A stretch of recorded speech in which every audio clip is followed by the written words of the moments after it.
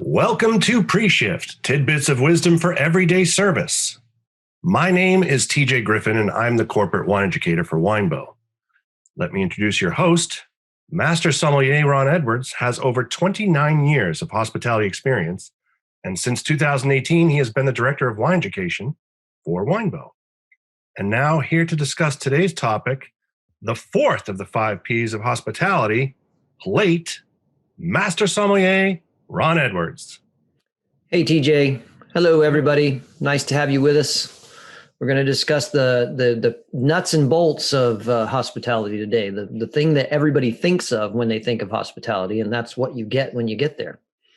And that's more than a couple of things, actually, but we're gonna let you play along.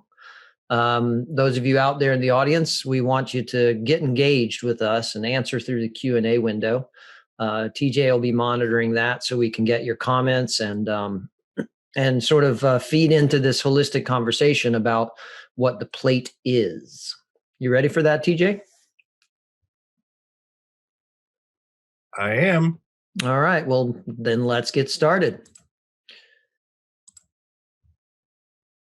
All right. So remember this picture? We used this picture, I think it was last week or maybe actually for several shows. I found it and I just love it. We did a little more research. I shouldn't say we. TJ, being the research-driven helper that he is, did the research. He's like, I just have to figure out where this place is. So first he Googled eating and drinking and found out there was a gazillion of those.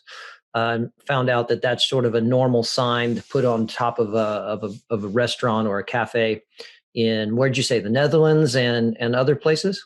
Yeah, that whole area, the Netherlands, Belgium, I believe they're called the Low Countries.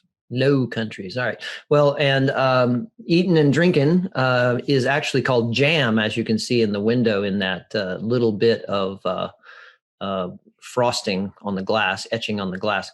And this is actually in Belgium, we discovered. In Antwerp, Belgium. Antwerp, Belgium. And apparently quite popular. It had great reviews. So if you're ever in Antwerp, Belgium, you can go find jam. It's and we'll talk about that more later in because we actually pulled up their menu. I say we. TJ pulled up their menu and shared it with me. All right, so let's take a look at what is plate. All right, it's more than food. We think when I say plate to you, it's quite natural that your brain is going to go, oh, that's the stuff on the plate. Yes. Well, this was the terminology that my partner and I created for all the things that you can physically enjoy in a hospitality business. So yes, it's the food. It's also the wine. Yes, it's the beer. It's also the spirits. It's also the cocktails. Don't forget, it's also your non-alcoholic offerings. A lot of times people cut that short. There's a profit margin and an attention span in your NA offerings that can really help your business. It's the coffee you choose and the coffee you don't choose. What are you trying to convince your customer of when they come in and they order a cup of coffee, that you shouldn't have ordered a cup of coffee, or that, yes, you'll order another one? I mean, these are all very important decision processes. If you're in a hotel room, it's the bed and the rest of the room and the amenities of the hotel are the real plate that you're dealing with in a hotel hospitality environment. And so think of it as whatever you can theoretically, the consumables of the experience are what you're talking about in the 5 P's of hospitality when you say plate. So what do you think's on the eating and drinking menu based on what we've decided the promise was? That this was, I think we kind of summarized that this was kind of an artsy place, that it was kind of casual. TJ, what do you remember exactly what the promise kind of might have been on here? This was several weeks back.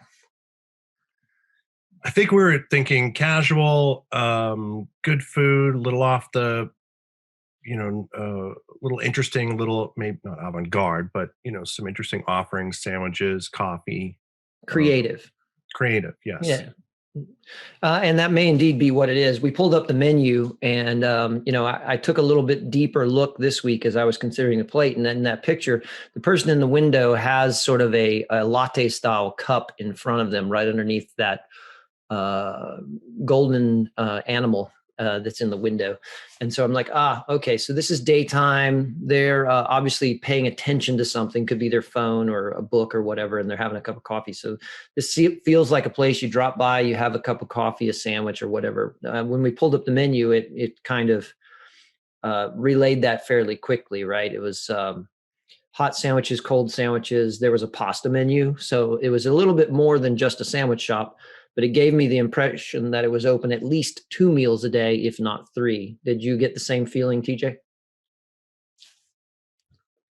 I didn't know where you got that from, that it was open, because I think we were discussing it and you said, this looks like a place that is probably open for 3 meals a day. And I was like, why does he say that? But it is. It serves breakfast, and then it serves breakfast all day long. And then there's lunch, and then there's a dinner menu, which is a little more in depth, and there's takeout all day too. So what about this told you that this was that kind of place? The seats outside that still have like there's right outside, there's still somebody's coffee cup sitting there, like their espresso cup, like it's a drop by and run kind of situation. It's right on a corner, so it's well exposed. The lighting suggests early in the day. I don't know. I just looked at it and went, this is a place that's open 3 meals a day, and it's fast and fun. And then it probably has good beer. Yes. Not a huge selection, but what they have is pretty good. Well, it's Belgium. They better have some good beer, right?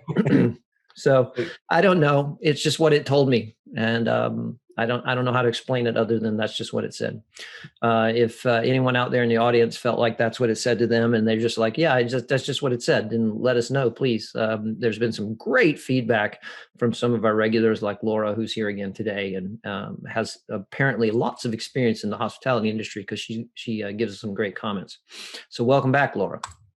All right, so now we're going to move back into one of Troy's favorite subjects, since he's joining us today, and that is the Marriott International brand. And we're going to deal with the Spring Hill Suites concept. And remember that their promise was a little extra, a lot less ordinary. And I said, I can't actually go there with you, and we can't all lay in the bed and decide, hey, yeah, this is great, this is perfect. But we can look at the pictures. And many of us have already stayed in a Spring Hill Suites, wandering the globe and whatever. And so let's take a look at these pictures. Is this a little extra and a lot less ordinary, right? We've got the pictures of the room there. You got a desk, you've got the couch, which that couch is a pull out for another bed if you had people you wanted to stay with you. In the bottom edge of this picture on your right, you see that there's like a tray that you can carry around that you could eat off your lap, etc., and watch TV instead of sitting at the desk. And then you see the beds in the background. This is obviously a double bed accommodation, but you can still kind of figure it out. What do you think, TJ? Does this look like a little extra and a lot less ordinary? Yeah, it's much nicer than I kind of would have expected. Yeah, it's pretty stylish. I remember we went back to their website and we saw that they were, delving into artwork and putting, noted artists in their lobby as sort of an art gallery thing. And they've kind of followed through with that in this one. And by the way, this is the Spring Hill Suites near our Richmond offices for Winebow here in Virginia. So this is not like, New York City or someplace. This is just, and Richmond is a nice town, but it's not the world's metropolis. So, what's interesting, and we'll talk about that in a minute, is pricing, right? So if you want to throw anyone out there in the audience want to throw up a price of what you think the Spring Hill Suites cost that looks like this, I'd be interested to hear your opinion. The other thing that's part of the plate for this particular property is the amenities, right? Hotels always list what they have available.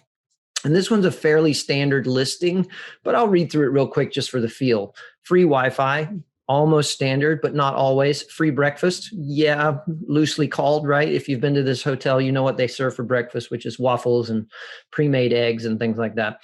Internet access, well, of course, you have free Wi-Fi, internet access. Why they listed it both? Good question.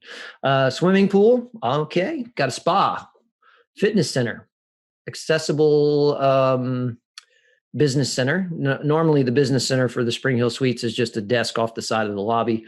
They have meeting rooms. They're smoke-free. They do have smoking areas. They have 24-hour coffee, luggage storage in case you're at your business meeting and then you need to head off to the airport afterwards. Safe deposit boxes in your rooms, express concierge checkout, and dry cleaning services. So, that's that. So are we getting a little extra out of that or not? Ron, out of those amenities, we've talked about this particular property quite a bit, or it's theme anyway. What are the amenities that you say are a must-have to go along with the promise? When I'm out traveling for to business, the only thing I'm really looking for is solid internet connection and a really comfortable bed in an environment like you see in here, where I don't feel like I'm not sure I want to lay down. Right? I've been in a few hotels where you're like, I think I'll just sleep on top of the covers. I'm not sure I trust that the rest of it is clean. So I really want clean. I want efficient. I want a place that I can sit down and work comfortably. And other than that, it's a really nice, I'll be honest, it's a really nice add-on if the hotel has a bar or has at least some sort of, sell beer and wine retail in the lobby. Other than that, most of this other stuff for business travel is not that important. If I'm going to be there a while, having a dry cleaning service is great. But most people only need that as they're in town for a week, or they accidentally spill something on their suit day one and they need it cleaned before day two. And that is very rare to pull off in this level of hotel because they don't normally have emergency service. What about you? Yeah, I mean, I don't even know why free Wi-Fi isn't standard pretty much everywhere. Well, it's not standard because we're going to talk about next. Let's talk about next. This is why free Wi-Fi is not standard. Let's talk about the Ritz Carlton. Now, at the Ritz Carlton, free Wi-Fi is an option. It's usually based on your Marriott International membership.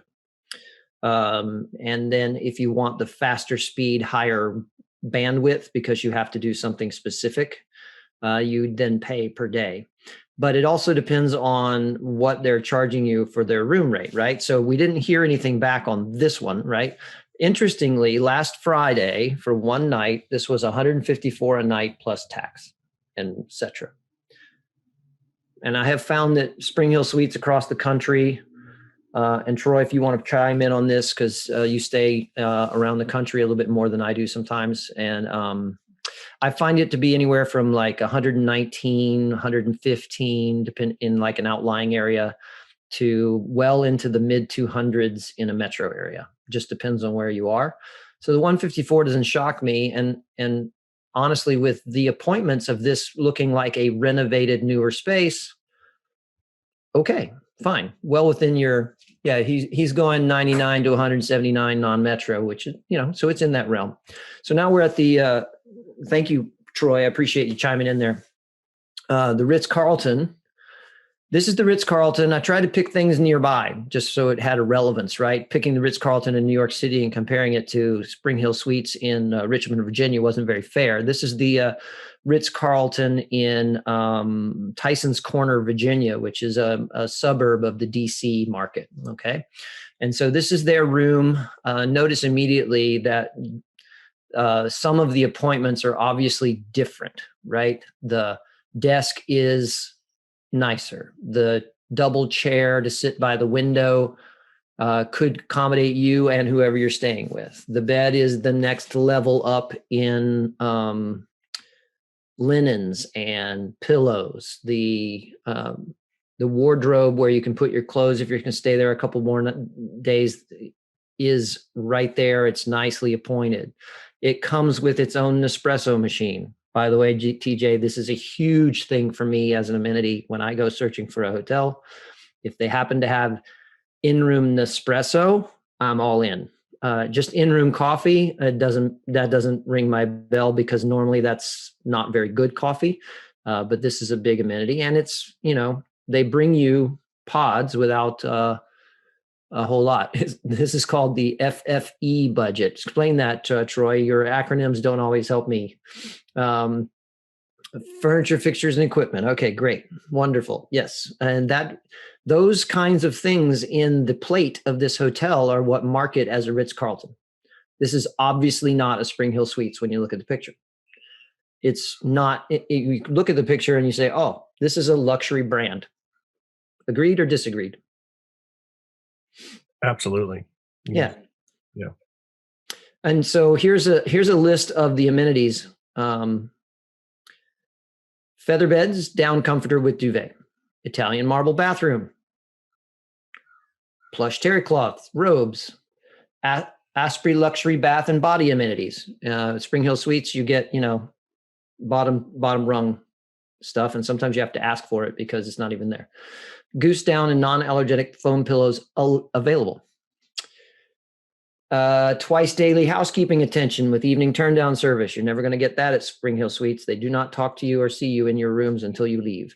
Complimentary overnight shoes, shoe shine, soundproof windows, an espresso machine with coffee and tea dispensers, honor bar with healthy snack, local food and beverage options. Yes, you have to pay for those, but they at least supply them. Big time LCD screen, that's sort of standardized these days, but it's 47 inches in this hotel room. A multimedia connectivity to make sure you're all set. Internet access, service and amenities, use of pool, 24-hour fitness center, which is not always the same in the lower tier hotels. They don't always have them open 24 hours. And mobile check-in and ordering. All right, now, that's what's really interesting about this for me is the price, because Laura has chimed in, TJ. Of course, we all want to stay at the Ritz, but if I were traveling for work, I might prefer the broken up space at the previous hotel, especially if I have to work in my room and Zoom. This is, though, total luxury. You know what's scary too, Laura, is when I saw this room, Laura, chime back in is what you think you would pay per night outside of DC for this room. Because that's a big deal, right? We were paying $154 to stay in Richmond at a nice Spring Hill suite. And this is total luxury by Laura's word. What's this going to cost?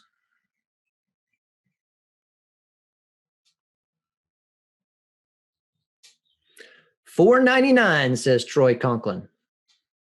That's kind of what I expected, $279 minimum on an off, I was thinking $279, $300 because it's COVID and their occupancy rates are down. Laura says it'd be $399 weeknight in Chicago. I think that's probably true. I've priced it out in a few places in the past.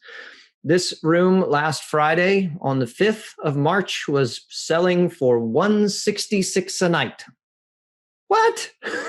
$166 a night? I was shocked. Now, how can they do that? Well, and why is that not actually the same as the $154 a night at Spring Hill Suites? Well, at Spring Hill Suites, the parking was free. Ritz Carlton, you're going to charge $20 to $40 a night, depending on where you are. Probably $35 is the average in a non-metro area for parking. You're going to then need to tip your bellhop. You're going to tip your house, your cleaning service, the maid service, the room attendants. There's 2 of them. That's 2 tips a day. The Wi-Fi is not necessarily free, so then there's a charge there. So your 166 climbs up pretty quickly on a daily fee. But man, which room do you want to stay in, TJ? I think if I had been researching last Friday and I saw this, I would have grabbed a babysitter and grabbed the wife and exactly taken them up on it. I actually was thinking the same thing. My wife deserves a little luxury. Let's go. All right, let's move on to this one. We've looked at this picture before. And Troy's right. And that's kind of what Troy's making the comment here, that there may be something else at play here, given the environment, the pandemic, and the occupancy. I absolutely believe that the price on that hotel is directly related to COVID and lack of travel. It's in Tyson's Corner, which is a big business center. I want to say Capital One has one of its places there.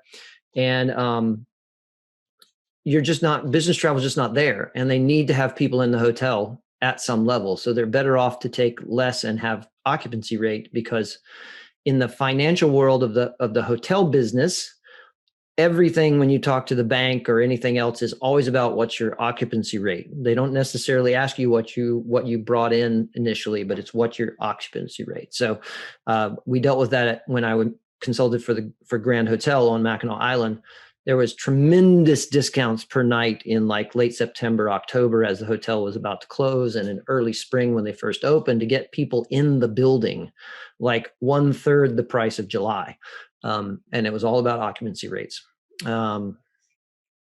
And I like this idea, Troy. Yeah, let's bring in some people that might come to the Ritz Carlton later by making it reachable for them at this price range. And I think that's great marketing, and I agree with it 100%. All right, so TJ, take a look at what Troy's mentioning, and we'll bring it back up. I'll let you summarize anything I didn't catch, and let's move on to this picture out of interest of time. Remember, we picked this up. We said this is probably a metro hotel. It's probably in a very large city center. It's probably pretty schwanky, maybe a high-end Westin or something like that. It's probably the hotel restaurant more so than somebody's independent spot put in, and that the appointments in this room suggest luxury. What menu do we think? What plate are we offering here? What kind of wine list? What kind of menu offering do you think we're going to have here?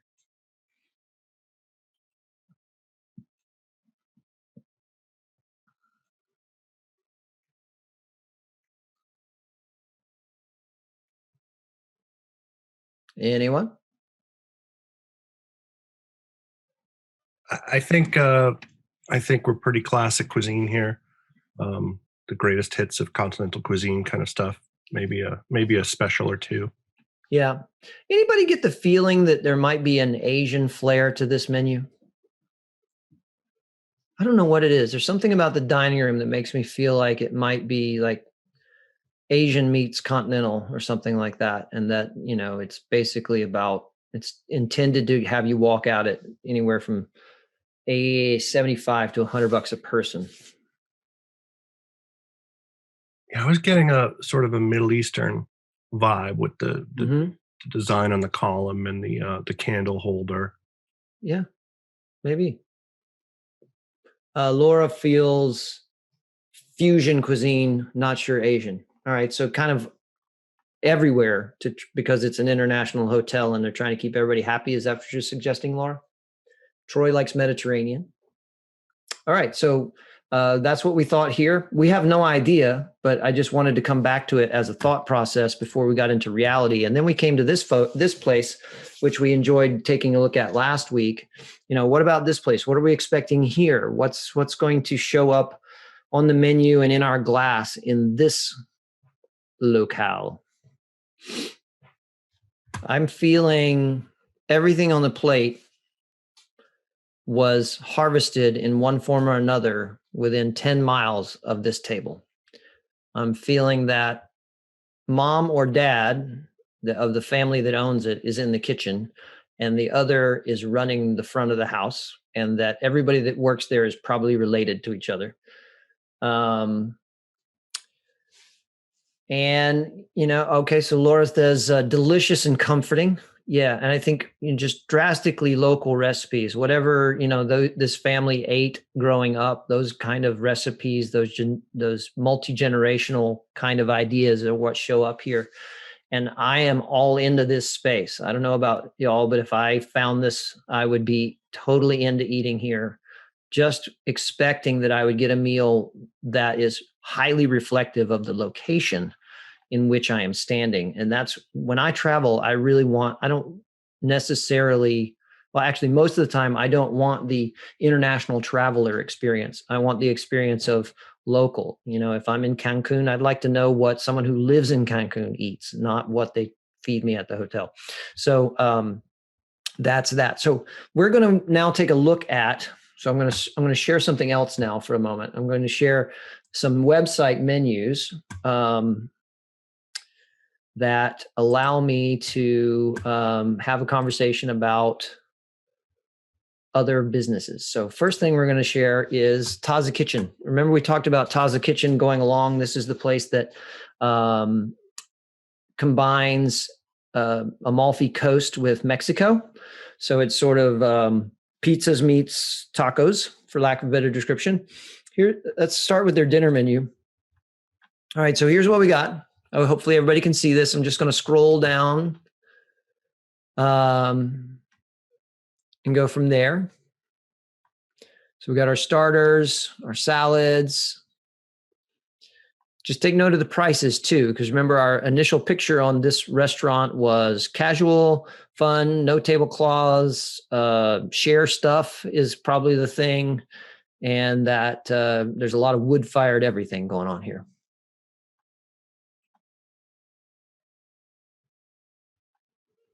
Okay, so how do we feel about this part of the plate? Are we feeling like they are like right on point? Yep, this is what I expected when I came in here, based on the name, based on this, based on that. Absolutely. For me, there's actually, I'm surprised at the number of options. There's quite a few. Yeah, I think that this is reflective of the fact that they're multi-location and that they understand that they're trying to pull off a concept that needs to appeal to a lot of people. And so they've developed their menu along the lines of having to make sure that they have something for everybody, even if it's still accurate to their food style, right? So you have this one would be like roasted spaghetti squash is a vegetarian dish right next to a salmon dish, right next to a beef dish, next to a comfort food dish, right? Meatloaf concept, right? Yes, Laura, if this were a small place with a small kitchen, this would be crazy to pull off. These restaurants seat in the neighborhood of 150, and they seem to have a pretty good sized kitchen to pull it off. That's with outside seating not counting. They're meant this restaurant company was founded on the idea of we can make money at this level, then it gets too big and too wonky at that level kind of idea. So let's take a look at their wine menu and their beverage menu. So let's look here, right? Remember the picture promised cocktails. So this is their cocktail menu right now.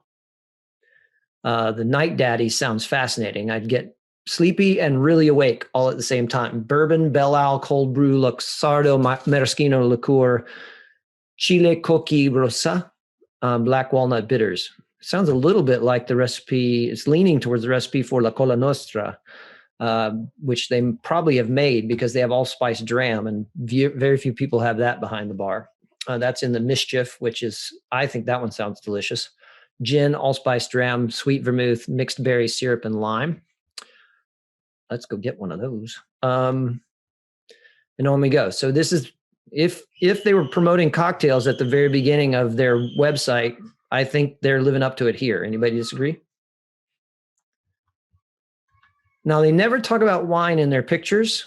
They don't have pictures of their wine, but they do talk about Amalfi Coast in Mexico. If you're talking about Amalfi Coast, you have to talk about wine because, you know, Italians and wine, that's like water and to them. So let's go here. Yeah.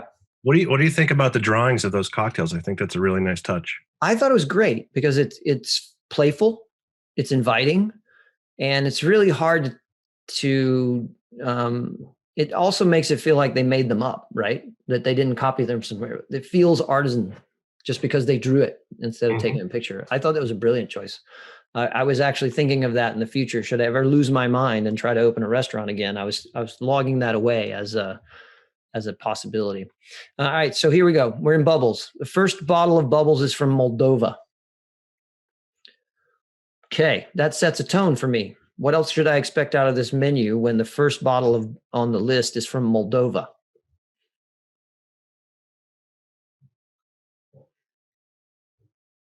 Am I expecting to find Rombauer Chardonnay on this menu? Probably not. Probably not, no. I would expect the rest of the menu to be relatively unknown, artisan. We picked this by hand. Yeah, I know you never heard of it. I mean, the closest they get to that we've heard of would be textbook Chardonnay. This is their obvious appeal to the mass. Like, yes, here's your Napa Valley Chardonnay. Here's a name you've heard, and go for it, right? And then Ken Forrest or Chenin Blanc would be the next one that's notable as far as mass appeal, and that's still pretty odd. Not a whole lot of people are delving into Ken Forrest or Chenin Blanc by comparison to Chardonnay. And so is there an impression that leaves you with? Does this fulfill their plate by making a wine list like this?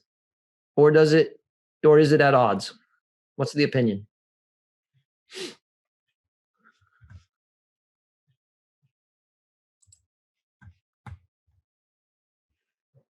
What do you think, TJ? I really like it. I'm familiar with the grapes. I'm familiar with the appellations, but I'm not familiar with a lot of these producers. So I feel comfortable ordering them because I have some point of reference. But I'm excited to try these new producers that I've never heard of. Yeah, I think that they are definitely counting on the idea that we're telling you it's Pinot Grigio, so after that, you really shouldn't care, right? Laura says, I would be so happy if I can buy it at the supermarket. I don't want to buy it in a restaurant. I love the personalized selection showing how much they care. Absolutely. I think that's very true. And what happens to a wine list like this, just in wine list design, Laura, you can chime in on this because I think you're going to say the same thing. What happens to a wine list like this when you say, oh, I can't be that weird. I need to provide, I don't know, 5 or 6 items on here that are known.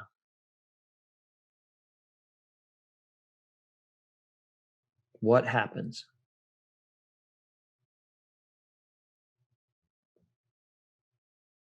Like, I don't know. My restaurant had a weird list. Good for you, Laura. If you had chosen to have a half weird list and a half not weird list, you would have had self-fulfilling prophecy. All your weird stuff would not sell. All the normal stuff would. Unless you had trained your staff to the nth degree so that they could talk to every wine on the list. For instance, if I, under Sauvignon Blanc, decide that, Cancy is a little odd. Most people haven't heard of that. So I'm going to offer one from New Zealand next to it. The Cancy will not sell. You might sell 1 glass of Cancy to every 10 glasses of New Zealand Sauvignon Blanc. So when you write a short list like this, that's very specific and very artisan driven, I'm trusting that every one of these wines is delicious. Okay. I'm not making a comment on the producers because I don't know all the producers. As soon as you give in and put Santa Margarita Pinot Grigio next to Torre de Luna, you won't sell Torre de Luna. Somebody will pay up, unless it's the only one by the glass. Someone will pay up to get their fix for their favorite, whatever it is. So keep that in mind as you're building things. Let's move on out of time. Go ahead. What are your thoughts, just briefly, on offering these descriptors with the wine? I think it helps. I think that people like them. I've done them on menus myself most of the time, especially when I'm dealing with producers people haven't heard of or grapes. Like in the case they're offering Verdicchio here from La Marque, which is great, right? They should be offering that. This fits with their food, but most people don't know what Verdicchio tastes like. So you got to give them a relevance. And so I always gave people clues on my menus, either by little symbols that showed that these were things that I was particularly proud of, that the person who wrote the wine list, to give them a reason to order it. And I also put in descriptions on wines that I felt like were less likely to be ordered, either because of price point or region, or the grape was unheard of. Mine were normally longer than this, but they've done something very specific here. They're trying to keep every wine selection to one line. They've only broken it a few times. And honestly, that might be because it's online instead of in print, that it wouldn't go to another line when they print it on the menu. So that's how I feel about that. Let's move to one of our favorites, Mateo. Laura, what'd they do wrong here? Sharon, what'd they do wrong here? I see you two out there in the audience.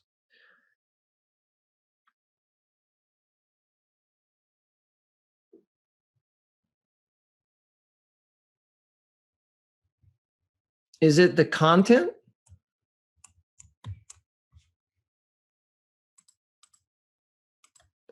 All right.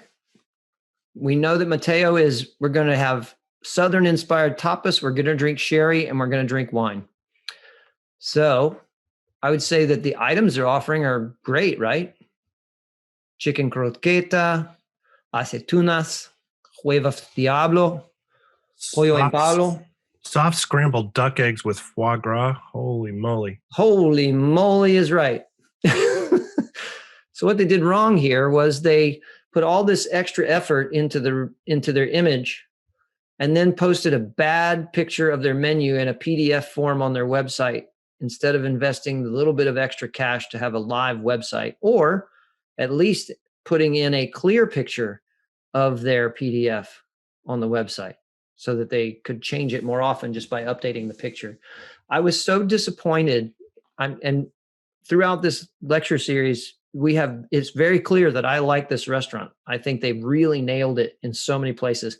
This is one where they failed miserably, and I don't understand it considering their social media presence and the attention of detail they put in other things. But they didn't do it well here. But Secreto is one of their specials, right? And then you have your sandwiches, all the tapas.